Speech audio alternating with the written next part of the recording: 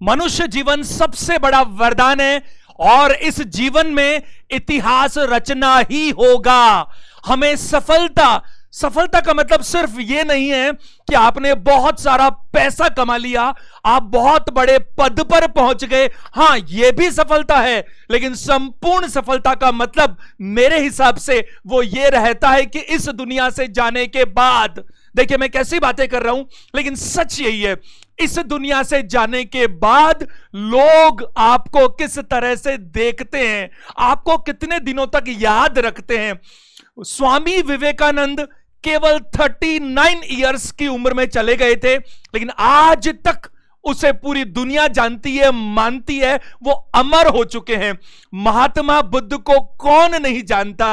और जरा देखिए, मैं आपसे सच बात कहूं, दिल की बात कहूं, मेरे लिए जो सबसे बड़ी प्रेरणा है इस पॉइंट ऑफ व्यू से, तो वो मेरे हैं पापा। 6 मंथ्स पहले, करीब 6 महीने पहले 17 दिसंबर को उनका स्वर्गवास हुआ। मैं आपको बता नहीं सकता, मैं तो उन्हें हर पल याद रखता हूं, कभी कम कर ही नहीं सकता। लेकिन उनके बहुत सारे दोस्त, हमारे बहुत सारे रिश्तेदार, न जाने कितने लोग, हजारों लोग ऐसे हैं, इवन ऐसे लोग भी हैं जिनकी उम्र 60s में है, और वो मुझे कहते हैं कि हमें उनकी इतनी याद आती है कि हम छुप छुप कर 10-15 मिनट, अगर बहुत याद आती है तो आंसू निकाल लेते हैं। और इतनी ज्यादा अच्छाइयां हैं, जैसे बिल्कुल वो अमर हो चुके हैं। तो मुझे लगता है ये होता है जीवन में सक्सेस, कामयाब होना। और जरा मैं आपको बताऊं, ध्यान दीजिएगा, आपको हर चीज के लिए प्रयासरत होना होगा। अगर आप चाहते हैं कि ये जीवन यूं ही ना जाए, तो आपको इसको वैल्यू देनी होगी। इसको वैल्यू देनी होगी मतलब आपको एक सेकंड भी बर्बाद करने का अधिकार नहीं है। आपको काम करना पड़ेगा। किस पर काम करना पड़ेगा? अपने आप पर काम करना पड़ेगा। आपकी वैल्यू जितनी ज्यादा होगी, जरा देखिए, पीतल होता है, चांदी होती है, सोना होता है, उसमें भी मैं बात करूं तो डायमंड होता है, वजन सबका बराबर है, लेकिन वैल्यू बढ़ती चली जाती है। और जितनी पॉलिशिंग होती है, जितनी घिसाई होती है, उतनी वैल्यू बढ़ती चली जाती है। अगर आप चाहते हैं तो बहुत कुछ करने की जरूरत है। आप इस जिंदगी की कीमत समझिए। देखिए मैं आपको बताऊं, ध्यान दीजिएगा। देखिए एक पत्थर होता है, एक बड़ा पत्थर, उसकी जिंदगी की जीत क्या है मैं बताऊं। अगर अपन देखें किसी मंदिर में जो पत्थर की मूर्ति है, वो कभी ना कभी एक बड़ा पत्थर था, छेनी हथौड़ी से खूब वार किए गए, बहुत तपस्या करनी पड़ी होगी उस पत्थर को, लेकिन अंतिम रूप से उसकी जीत क्या साबित करती है कि हां, उसे लोग पूजते हैं, बड़े बड़े लोग, और यही उसकी जीत है। आप कुछ ऐसा कीजिए, कुछ अलग कीजिए। और अलग करने के लिए देखो, कहते हैं ना, अगर हम हर बार वही बीज बोएंगे तो हर बार वही परिणाम मिलेंगे। अगर आप इतिहास रचना चाहते हैं तो कुछ अलग कीजिए, भीड़ से अलग कीजिए। मैं ये मानता हूं कि भीड़ हमें सुरक्षा तो देती है, लेकिन हमारी पहचान को छिपा लेती है या नहीं? अगर आपको कुछ करना है तो अलग हटना पड़ेगा, कुछ अलग करना पड़ेगा। यूं ही अपने जीवन को मत जाने दीजिए, इसमें कुछ अपना प्लानिंग बनाइए। देखिए मैं आपको बताऊं, कोई भी चीज बड़ी से बड़ी जो जन्म लेती है, वो सबसे पहले कहां लेती है? विचारों में जन्म लेती है, हमारे दिमाग में जन्म लेती है। जब तक आपके पास अच्छे थॉट्स नहीं होंगे, तब तक आप अच्छी बातें कर ही नहीं सकते। इंप्लीमेंटेशन तो पॉसिबल ही नहीं है। तो आप क्या कोशिश करें? एक बढ़िया प्लानिंग करें। कहते हैं ना कि हमारी जो डिजायर है, हमारी जो इच्छाएं हैं पॉजिटिव साइड में, वो इतनी ज्यादा बड़ी होनी चाहिए कि हमें नींद ना आ पाए, और फिर आगे का काम हम नहीं करते। वो हमारी जो महत्वाकांक्षा है पॉजिटिव सेंस में, वो खुद अपने आप करवा लेती है। अरे खुद के लिए तो पूरी दुनिया में हर कोई जीता है, जानवर भी कैसे तैसे अपना पेट भर ही लेता है। लेकिन जीवन में बहुत जरूरी होगा कि आप किसी के लिए कुछ कंट्रीब्यूट करें, कुछ समाज के लिए करें, कुछ अलग करें, कुछ ढूंढे तो सही अपने आप को। मैंने पहले भी कई सेशंस लिए हैं, यह सेशन पहला है जो इस चैनल पर आ रहा है। इससे पहले जो अपना मेन चैनल है डिवोशन इंस्टीट्यूट का, उसमें भी कुछ मोटिवेशन के कुछ वीडियोस अपलोडेड है, आप उसको भी देख सकते हैं। आपने कैरोली का नाम तो सुना होगा, हंगरी की सेना का एक जवान जो अपने देश के लिए ओलंपिक्स में गोल्ड मेडल जीतना चाहता था। वो एक बहुत ही शानदार पिस्टल शूटर था, बचपन से उसका एक ही सपना था। 1938 में चूंकि वो आर्मी में था, उसके हाथ में हैंड ग्रेनेड फट गया, एक दुर्घटना हुई और उस दुर्घटना में उसका वो हाथ चला गया जिससे उसने बचपन से प्रैक्टिस की थी अपने इस सपने को पूरा करने के लिए। लेकिन हाथ ही तो गया, उसका मनोबल नहीं गया। मेरा ऐसा मानना है कि प्रकृति जिससे इतिहास रचवाना चाहती है, उसके सामने उतनी ही बड़ी चुनौतियां भी देती है। अब ये पर्सन पे डिपेंड करता है कि वो उसको किस तरह से देखता है। अगर मैं आपसे बात करूं, वो कुछ समय हॉस्पिटल में जरूर रहा, उसके बाद में उसने अपनी ट्रेनिंग फिर शुरू की, लेकिन कैसे? राइट हैंड तो था ही नहीं, अब ये सारा काम लेफ्ट हैंड से उसने करने की कोशिश की। 1939 में उस देश में जो नेशनल चैंपियनशिप्स हुई, उसमें उसने गोल्ड मेडल जीता। अपने ही देश में लोगों को वापस से उस पर कॉन्फिडेंस होने लगा कि हां, यह कुछ कर सकता है।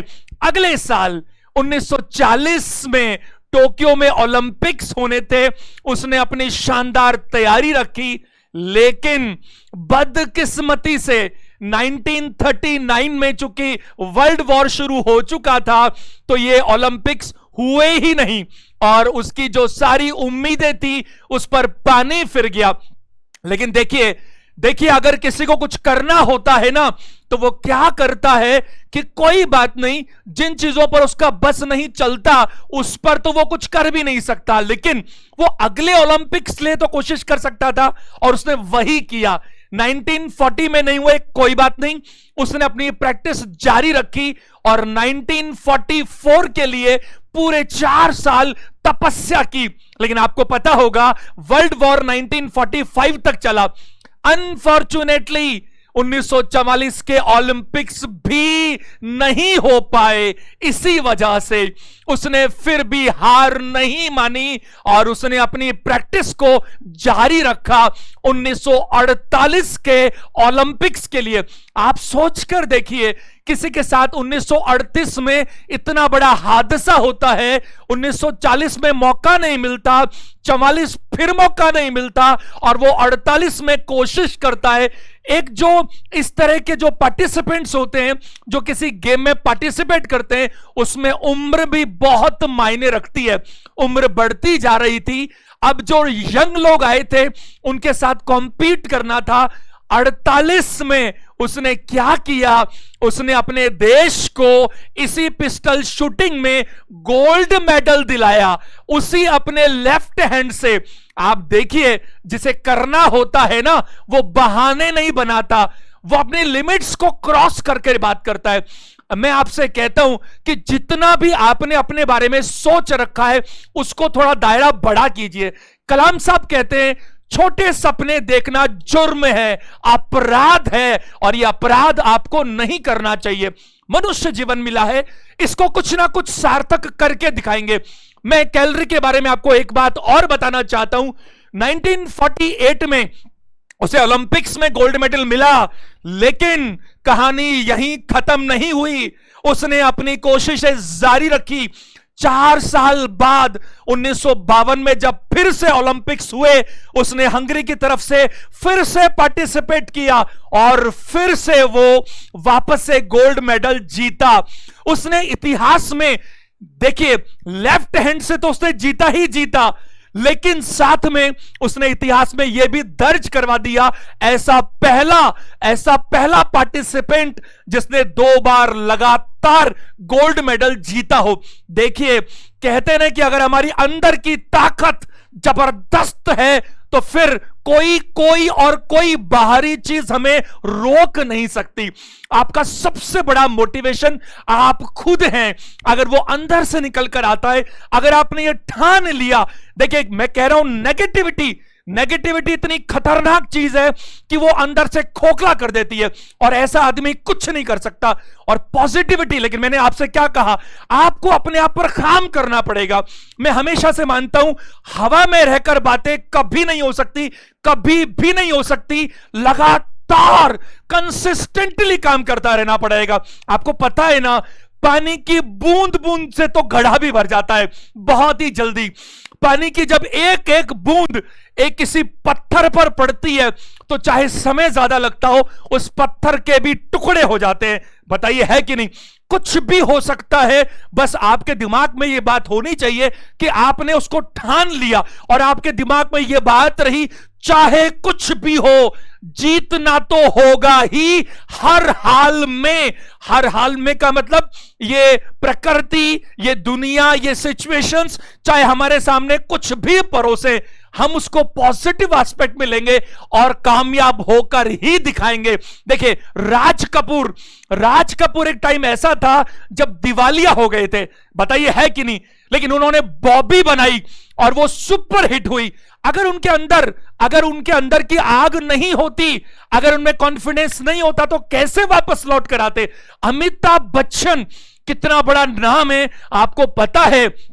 एबीसीएल के थ्रू जो अमिताभ बच्चन कॉर्पोरेशन लिमिटेड है, वो फर्म इंसॉल्वेंट हो गई थी, उन पर कर्जा चढ़ गया था, लेकिन उस इंसान ने फिर भी अपनी कोशिशें नहीं छोड़ी।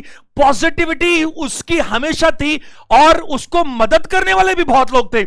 इतने लोग मदद करने वाले थे कि धीरूभाई अंबानी तक ने कहा था कि वो इनकी मदद करना चाहते हैं ताकि फाइनेंशियल प्रेशर खत्म हो। लेकिन उनको अपने आप पर भरोसा था कि नहीं, मैं अपने बलबूते पर सब कुछ कर सकता हूं। तो प्लीज मेरी आपसे ये रिक्वेस्ट है, ज्यादा लंबी बात मैं नहीं करूंगा, आप ये कोशिश कीजिए, समझने का प्रयास कीजिए, इस जीवन को यूं ही जाने मत दीजिए। कुछ बिल्कुल जैसे अपन कहते हैं टाइम बाउंडेड प्लान बनाइए, फीडबैक लीजिए अपने आप से, आप पॉजिटिव लोगों के साथ में बैठिए। आप जैसा ओरा, देखिए कितना फर्क पड़ता है। 5-10 मिनट किसी के साथ बैठते हैं और दिमाग में नेगेटिविटी आ जाती है, और 5-10 मिनट किसी के साथ बैठते हैं और मजा आ जाता है। आप देखें कि दिमाग किसी इंसान का ऑरा बहुत काम करता है। तो आप कोशिश कीजिए आपकी संगत अच्छी हो, थोड़ा एक साथ बहुत बड़ा नहीं काम होगा। देखिए मेरे को एक चीज बहुत अच्छी लगती है, क्या आपने जब अपन कलर करवाते हैं घर के अंदर तो जो शेडो कार्ड्स आते हैं जो पेंट के लिए, आप जरा नोटिस कीजिएगा, जब मैं कार्ड नंबर 11 और 12 देखता हूं तो लगता है कुछ फर्क ही नहीं है इसमें, तो लगभग मिलते जुलते हैं। 11 और 12 दोनों येलो हैं, 12 और 13 में फर्क नहीं है, 13 और 14 में फर्क नहीं है, लेकिन 11 और 50 में बहुत बड़ा फर्क है। बताइए है कि नहीं? तो जीवन में जो बड़े परिवर्तन आते हैं वो अचानक नहीं आते, उसके लिए बहुत लंबी तैयारी करनी पड़ती है। लेकिन आपका माइंडसेट पॉजिटिव होता है बहुत अच्छे से, और आप ये ठान लेते हो क्या कि किसी भी हाल में कुछ भी हो जाए, इस जीवन में जीतना तो होगा ही होगा। और आपके दिमाग में रहना चाहिए आपके जाने के बाद लोग आपको किस तरह से देखते हैं, वही आपकी सबसे बड़ी जीत होगी। मैं महेंद्र खंडेलवाल आज के सेशन को इसके साथ ही पूरा करता हूं, और हर संडे को, एवरी संडे शाम को 5 बजे आपको यह सेशन मिला करेगा इसी चैनल पर। धीरे धीरे अपन इसमें और बेटर करते चले जाएंगे। और मैं आपसे यह रिक्वेस्ट करता हूं, आप इसको अधिकतम लोगों में शेयर करें, चैनल को खुद भी सब्सक्राइब करें और लोगों को भी बोलें, ताकि हम लोग सब मिलकर के, एक अकेला कुछ नहीं कर सकता, एक अकेला केवल स्टार्ट कर सकता है, हम लोग सब मिलकर के पॉजिटिविटी को फैलाएं और सबको इस तरह से इंडिकेट करें कि सबका जीवन सफल होना चाहिए, सार्थक होना चाहिए। यह सेशन देखने के लिए थैंक यू वेरी मच।